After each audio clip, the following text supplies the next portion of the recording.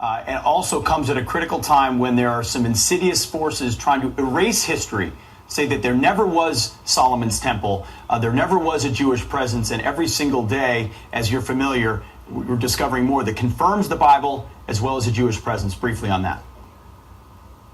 Well, look, the facts speak for themselves. You know, as Senator Moynihan said, you can have your own opinion, but you can't have your own facts. This is science.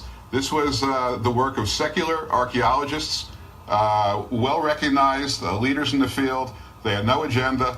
They discovered this ancient road, and the facts are the facts.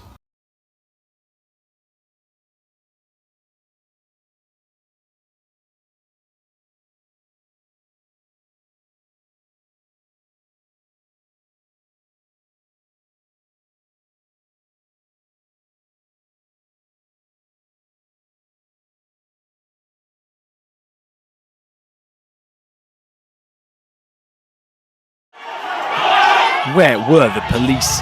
The question being asked by pro-democracy activists in Hong Kong, a day after demonstrators were beaten by masked thugs. Video of the attack has sparked an outcry. You could tell how they were, if not colluding, almost cooperating with each other. How do you explain dozens of people were injured, some very seriously, and got taken to hospital, and the police didn't manage to arrest one person?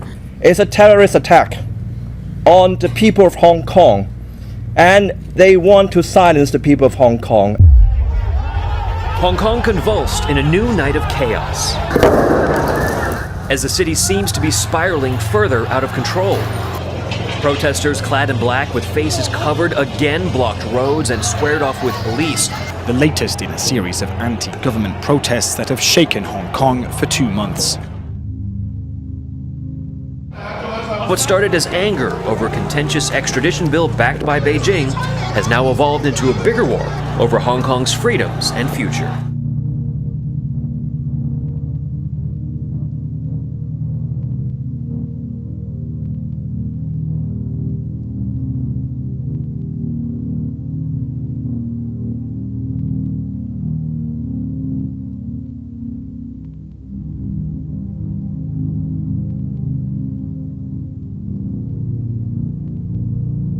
The new normal appears to be a cycle of peaceful protests followed by violent action, and it's anyone's guess when it'll end.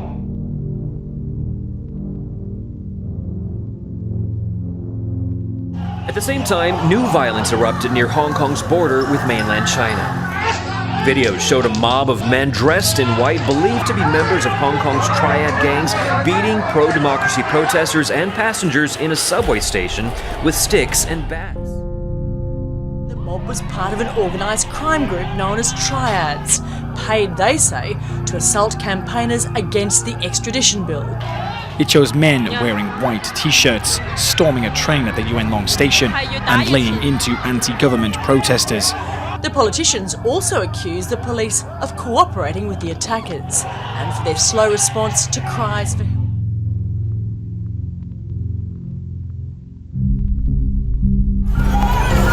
Earlier today, we saw the city's 4th major protest in the past 6 weeks. Police fired multiple barrages of tear gas canisters as they made the protesters give up ground.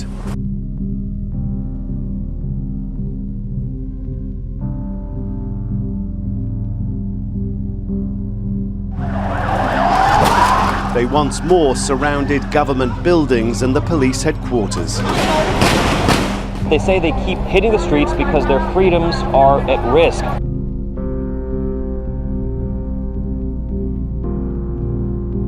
Now to the massive protests erupting in Puerto Rico overnight, thousands of people taking to the streets, doubling down on their calls for the governor to resign. Earlier today, hundreds of thousands on this island of 3.2 million filled the streets in the biggest demonstrations Puerto Rico has seen in decades. They are protesting government corruption. Overnight, protesters and police facing off in Puerto Rico. Police using tear gas to disperse crowds after protesters gathered late into the night. The clashes following a day of massive demonstrations. Protesters shut down a main highway that connects San Juan to the rest of the island. It appeared to be the largest demonstration yet, and the message was very clear. They won't stop until the governor steps down. There were thousands of demonstrators who faced off with riot police packing that narrow street right outside Governor Ricardo Rossello's mansion. A new report alleges a multi-billion-dollar corruption network is behind the chat group, where public funds were used to influence and benefit private clients and the Puerto Rico government. It claims the governor knew and did nothing to stop it. There were fireworks that went off behind the police barricade, and that's when police moved in using force, firing tear gas and pushing the crowd to disperse them. Violent protests rocked Puerto Rico overnight as new details emerged of the corruption scandal. Despite having a mandate from the people who elected me democratically, today I feel that continuing in this position presents insurmountable difficulties. Having heard the complaints, spoken to my family, thought of my children, and in prayers, I've taken the following decision. I announce to you today that I'll be resigning as governor. The resignation follows 12 days of historic and at times violent protests. They're calling it a revolution. Others, like Heidi, say it's Puerto Rico's Arab Spring. But this was a transition also about a people who rose up and demanded more from their leaders on an island that's a U.S. territory. Police in Paris have fired tear gas at protesters near the Champs-Élysées shortly after France's annual Bastille Day military parade. They detained more than 150 people, including 2 yellow vest protest leaders accused of staging an unauthorised demonstration.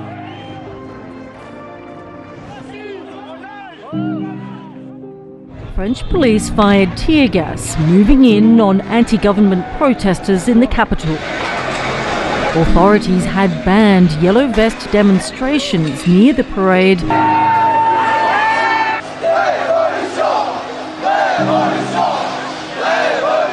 The screams of revolution here on the Champs-Élysées from the protesters, many of whom seem to have come here from that call from the Gilets Jaunes to protest on this Bastille Day, 230 years on from the French Revolution.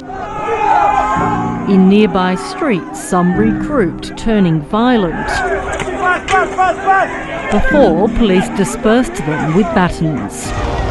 Hours earlier, they whistled and booed President Emmanuel Macron. The people of France, together with their leaders, were supposed to mark the storming of the Bastille, right? Who didn't read about this in grammar school, or at least in high school? I mean, this is the act that triggered the French Revolution. We all know about it.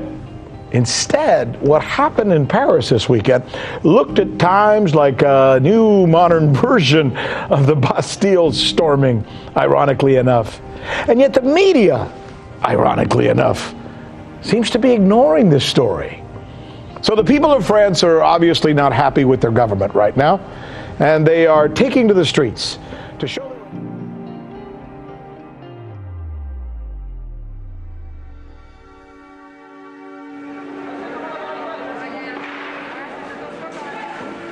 palpable anger and tension on the streets, and we've seen clashes across Paris in this area around the Champs-Élysées throughout the Bastille. Before watching over 4,000 military personnel in the parade, and a dramatic display of tech innovations, including drones and ground robots. Before an armed, futuristic flying soldier taking to the sky on a flyboard stole the show. Suffice it to say that if the people of Venezuela, or any country that our government opposes right now, pick your country, were having violent mass demonstrations, oh my God, right? Fox News, CNN, every single network would be leading their coverage with it, and the Trump administration would right now be threatening to intervene militarily. But instead, what we hear about Paris is crickets. Not here. I'm walking down the main street, the Broadway Avenue, if you will, of this 9,000-year-old village uncovered outside Jerusalem, of a size and sophistication never seen before in a site this ancient. We have here advanced city planning, hundreds of these structures, these houses in which people lived, which had advanced agricultural techniques. Interesting new discoveries are helping researchers rewrite the history of the biblical and early Christian eras. The discoveries are helping in archaeology and history regain relevance for modern religious communities. Researchers in Israel have reportedly discovered a biblical-era town by the name of Ziklag. A joint expedition of researchers from Hebrew University and Macquarie University in Sydney, Australia, say the ruins, located near the southern town of Kiryat Gat in Israel, date to 1,000 years before the birth of Christ. In the book of Samuel, it is written, David and his men reached Ziklag on the third day. Now the Amalekites had raided the Negev and Ziklag. They had attacked Ziklag and burned it, and had taken captive the women and everyone else in it, both young and old. They killed none of them, but carried them off as they went on their way. When David and his men reached Ziklag, they found it destroyed by fire, and their wives and sons and daughters taken captive. Researchers found the remains of stone buildings, tools, vessels, and oil lamps in Ziklag. The findings bolster the idea that King David ruled over a much wider swath of territory and a united kingdom of Judea. David continues to be a sacred symbol for Israel. Israel has utilized the story of David versus Goliath to mirror its own position as a small independent state surrounded by territorially larger and at times enemy nations. Meanwhile, in the Russian city of Derbent on the Caspian Sea coast, scientists have discovered one of the oldest Christian churches in the world, utilizing a technology referred to as muon radiography. The 39-foot building, located in the northwest sector of the medieval fortress of Naran Kala, is almost completely hidden underground and built of local shell limestone. It dates to about 300 years after the birth of Christ. These two discoveries are providing real physical context to eras once considered mythical or unknown. Researchers eagerly await further results before firm conclusions can be drawn about Ziklag and the spread of early Christianity. Who knows what will be found next? But what we really wanted to talk about with you this morning is something of historic significance happening in Jerusalem today.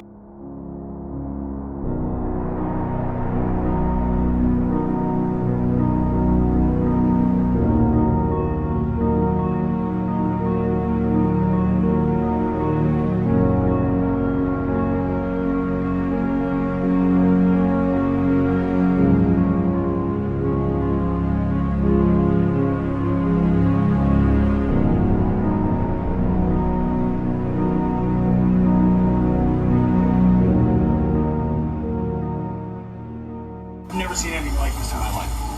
I think this is the most exciting excavation in the world. I really do. This is it, by the way. You're on the road. This is the pilgrimage. This is the actual road as it was found. Wow. Can you believe it? How long is this tunnel? We just entered it. The road is 2,100 feet. It goes from the pool of Siloam in the south, where they would have cleansed, all the way into the temple in the north. Wow. Past the western wall into the temple. So you could walk the road that was used 2,000 years ago. That's it. Mr. Ambassador, explain the significance of the pilgrimage road in the city of David in Jerusalem. Well, it brings the Bible back to life. From a sewage pipe that burst 15 years ago came these excavations that resulted in the discovery of the Pool of Siloam, where all the Jewish pilgrims would come and cleanse themselves before ascending to the temple, and then an entire road, not a relic, not an antiquity, but an entire road intact from that pool ascending to the temple. So people can literally immerse themselves in the environment where the great biblical figures of the time would walk, where Jesus walked. We know that Jesus took this road. We know his visits to the temple are well documented. So you really have the opportunity to immerse yourself in ancient history in this incredible, stunning discovery. Absolutely. I mean, Jesus would have walked on that road as a Jew to go to the Holy Temple. But take it even deeper for us, for Americans, for our viewers this morning. Why does a discovery like this matter so much?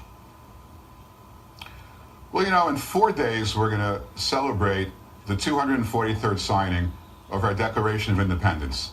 That document really changed the world by fundamentally changing the way that we think about the relationship between a government and its citizens. And in particular, he recalled the words that every human being is endowed by his or her creator with certain unalienable rights. Now, how did our founding fathers know what those rights were that were so important to our creator? Well, among other things, they did that by reading the Bible. And where does the word of the Bible come from? Well, Isaiah, who lived at the same time as King Hezekiah, who built the Pool of Siloam, Isaiah says that the word of God from the Bible came from Jerusalem. So what do we know from this? We understand that when we think of America and its beginnings, well, the physical beginnings, we could think about Plymouth Rock, or we could think about Valley Forge, or we can think about the Constitutional Convention in Philadelphia or Washington, D.C. But the spiritual underpinning, the bedrock of our principles as a nation, comes from Jerusalem. So this site is a heritage site for America as well as for Israel. They had no agenda. They discovered this ancient road, and the facts are the facts. Great stuff.